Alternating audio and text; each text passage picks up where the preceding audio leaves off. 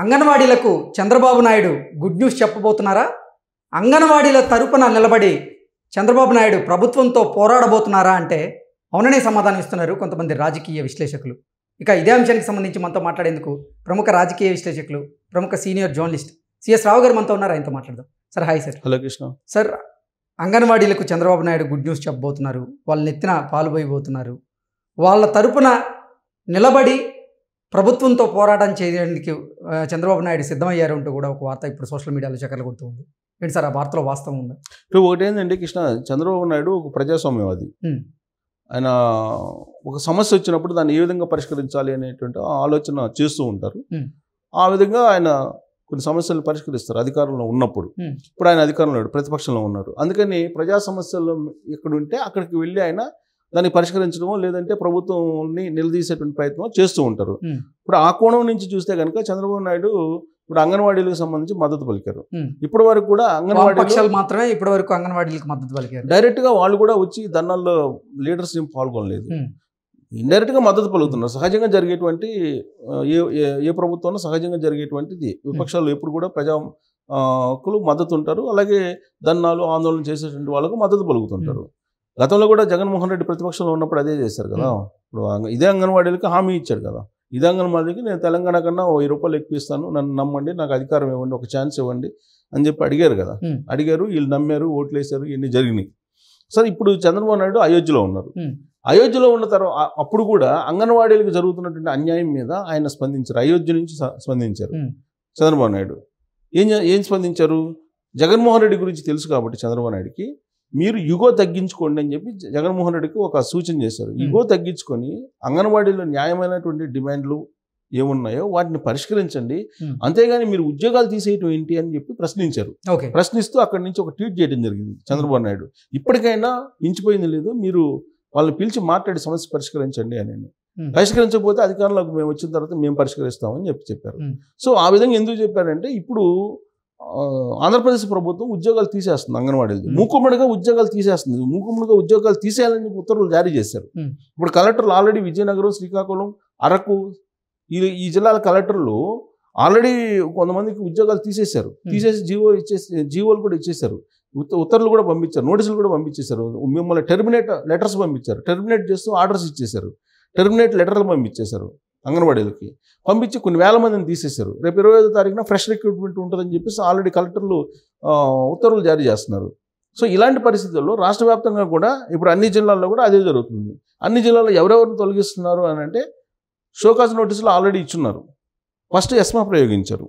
ESMA ప్రయోగించిన తర్వాత ఎస్మాకి వ్యతిరేకంగా ఎవరైతే వ్యవహరిస్తారో, ఎస్మా అంటే ఏంటి, ప్రభుత్వ విధులకు వ్యతిరేకంగా అడ్డుకునేటువంటి వాళ్ళు కానీ వ్యతిరేకంగా వ్యవహరించేటువంటి వాళ్ళు. సో ఎస్మాకి వ్యతిరేకంగా, ఎస్మా చట్టానికి వ్యతిరేకంగా ధిక్కరిస్తూ వ్యవహరించినటువంటి అంగన్వాడీలు ఎవరైతే ఉన్నారో వాళ్ళందరినీ ఐడెంటిఫై చేశారు.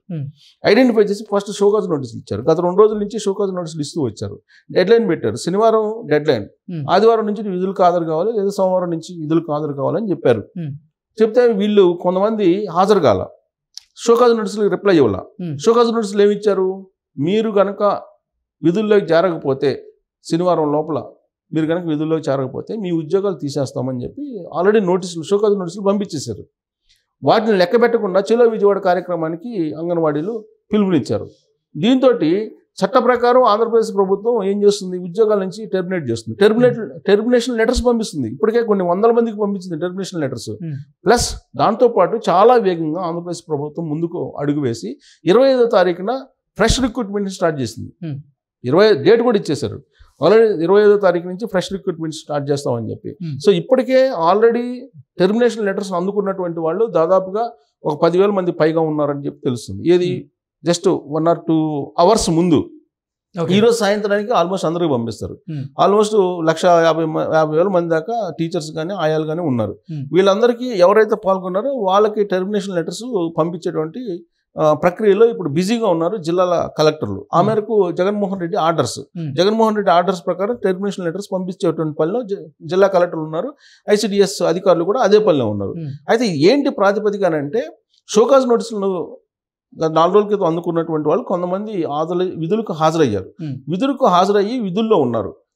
ఎవరైతే హాజరు కావట్లేదో హాజరు కాకుండా సమ్మెలో పార్టిసిపేట్ చేశారు వాళ్ళందరినీ లిస్ట్ అవుట్ చేశారు జిల్లాల వారీగా. లిస్ట్ అవుట్ చేసి వాళ్ళందరినీ టెర్మినేట్ చేస్తున్నారు. దీన్ని టెర్మినేట్ చేసిన తర్వాత మళ్ళా తీసుకునేటువంటి అవకాశం లేదు జగన్మోహన్ రెడ్డి ముఖ్యమంత్రిగా ఉన్నంతకాలం.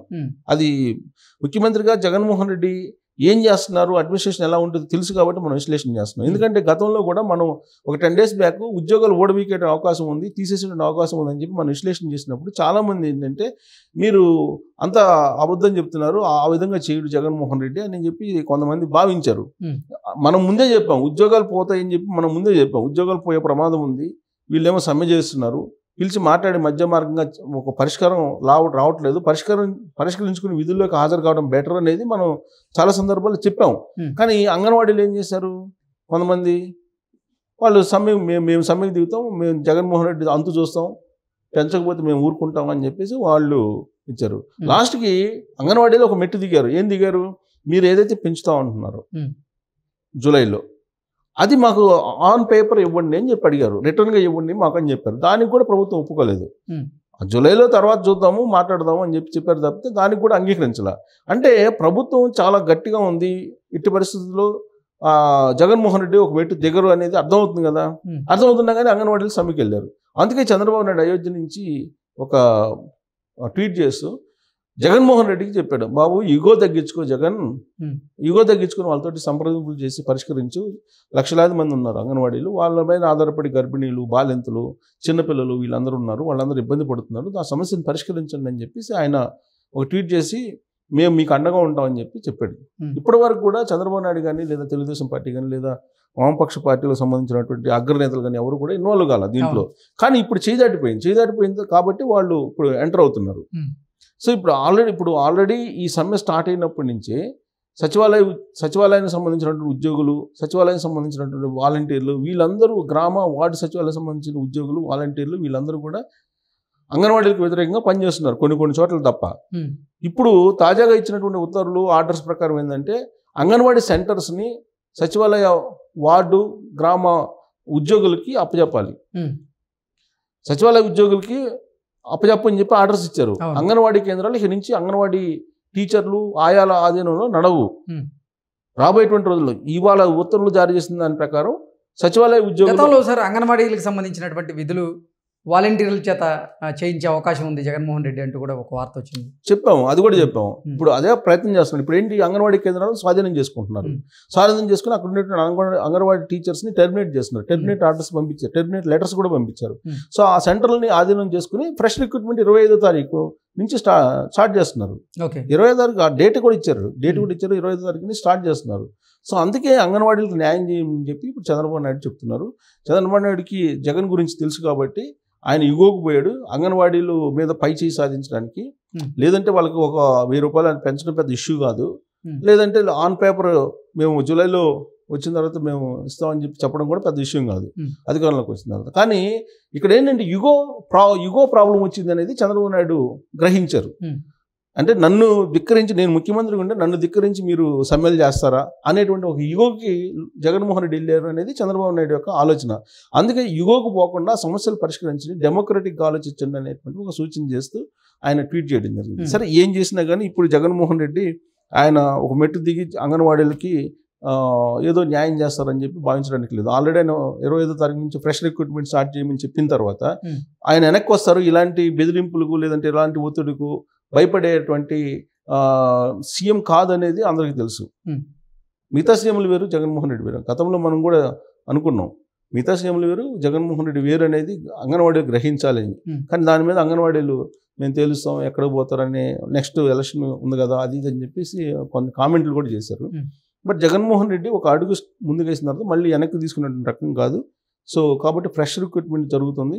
అంగన్వాడీలు దాదాపుగా ఇప్పుడు విధుల్లో చేరినటువంటి వాళ్ళు ఎవరైతే ఉన్నారో, సమ్మెలో పార్టిసిపేట్ చేసిన వాళ్ళందరినీ కూడా టెర్మినేట్ చేయడానికి ఆల్రెడీ ఫైల్ రెడీ అయిపోయింది, సంతకాలు అయిపోయింది, ఉత్తర్వులు కూడా జారీ చేశారు కొన్ని చోట్ల, మరికొన్ని చోట్ల కూడా జారీ చేస్తారు. 25వ తారీఖు నుంచి కొత్త అంగన్వాడీలు వచ్చే అవకాశం ఉంది.